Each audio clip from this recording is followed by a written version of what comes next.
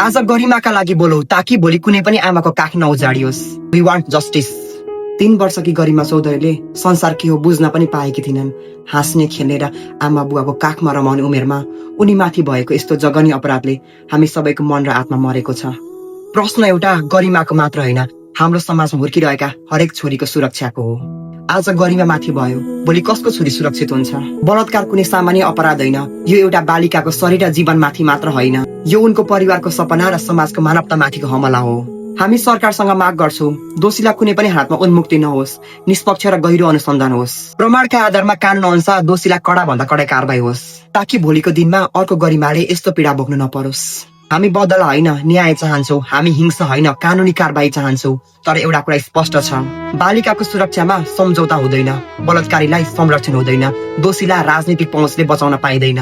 गरिमा अब हामी माझ रहेनन्, तर उनको आवाज हामी सबैको आवाज बन्नुपर्छ। गरिमालाई न्याय देऊ, बालबालिकाको सुरक्षा सुनिश्चित गरौँ र दोषीलाई कठघारामा उभ्याउँ। आज गरिमाका लागि बोलौ ताकि भोलि कुनै पनि आमाको काख नउजाडियोस्। Justice for Garima Chaudhary. हामी सबैले अब एकजुट भएर आवाज उठाउनै पर्छ। We want justice.